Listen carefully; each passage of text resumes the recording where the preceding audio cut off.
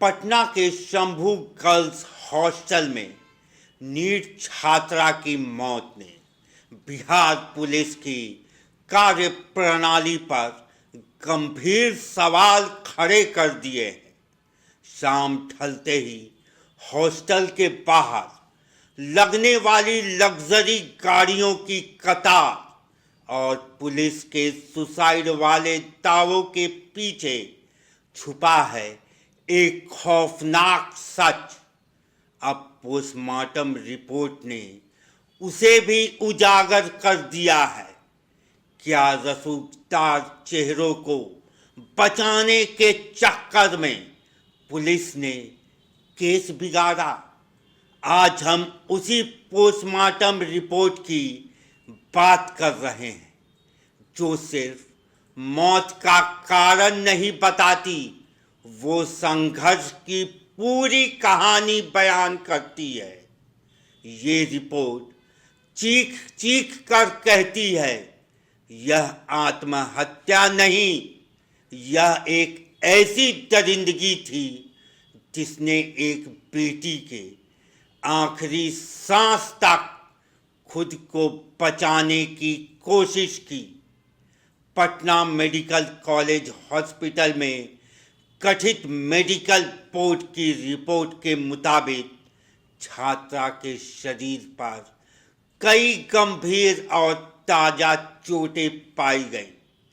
डॉक्टरों ने साफ लिखा है, ये सभी चोटें मौत से पहले की है, यानी वह बेहोश नहीं थी, वो लड़ रही थी।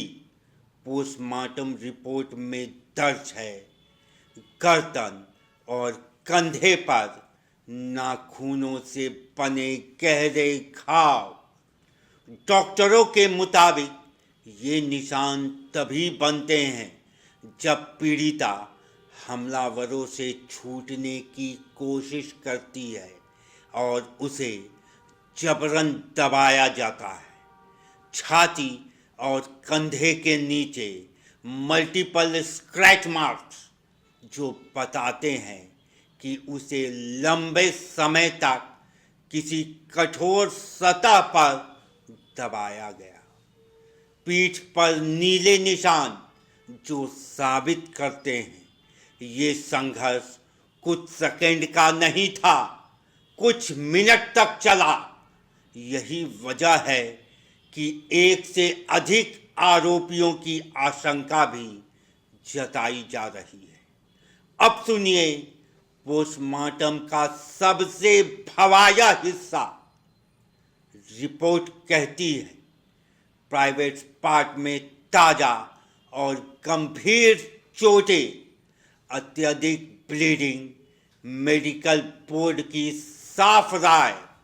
ये चोटें सहमति से बने संबंध की नहीं, बल्कि फोर्सफुल पेनिट्रेशन का परिणाम है। डॉक्टरों ने स्पष्ट लिखा है, यह मामला सेक्सुअल वायलेंस का है। अब सवाल पुलिस से।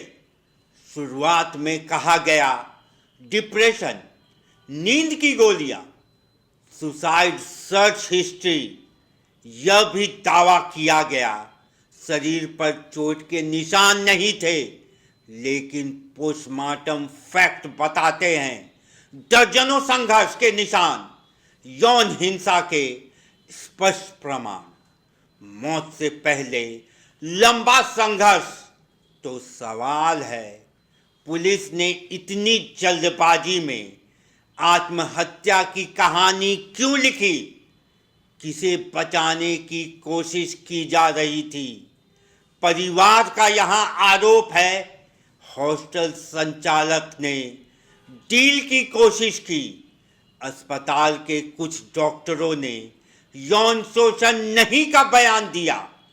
सबूतों को दबाने की कोशिश हुई। स्थानीय लोग न्यूज़ फ्रेम को बताते हैं, हॉस्टल के बाहर लग्जरी गाड़ियों की कतार लगती थी। सवाल ये है, उन गाड़ियों में कौन आता था? क्या इन्हीं रसूखदार चेहरों को बचाने के लिए पूरा का पूरा सिस्टम खड़ा हो गया। अब जांच कर रही है आईजी जितेंद्र राणा के नेतृत्व वाली एसआईटी। मेडिकल सैंपल भेजे गए हैं एम्स। अब सच्चाई को रोकना आसान नहीं होगा, लेकिन हमारा सवाल है कि शुरू से ही ऐसे जघन्य अपराध को पुलिस सीरियसली क्यों नहीं लेती? ऐसे अपराधों के लिए कठोर से कठोर सजा क्यों नहीं दी जाती कि आगे से कोई निर्भया हमारे देश में ना बने? ये सिर्फ एक नीट की छात्रा की कहानी नहीं है, ये हर उस बेटी की कहानी है जो सपने संवारने के लिए शहर जाती है और सिस्टम की दरिंदगी का शिकार हो जाती है। अगर दोषियों के नाम सामने नहीं आए तो यह बिहार के सिस्टम पर सबसे बड़ा धब्बा होगा। एक मां आज भी इंसाफ मांग रही है और समाज से पूछ रही है, क्या हमारी बेटियां सुरक्षित है? क्या हॉस्टल सुरक्षित है? और जब दरिंदगी होती है तो सिस्टम पीड़िता के साथ खड़ा होता है या ताकतवरों के साथ?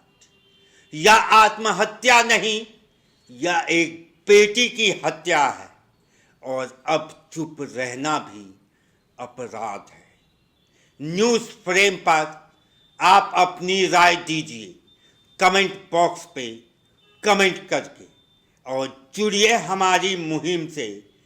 पटना की निर्भया को इंसाफ दिलाना है और अपराधियों को सख्त से सख्त सजा दिलाना है।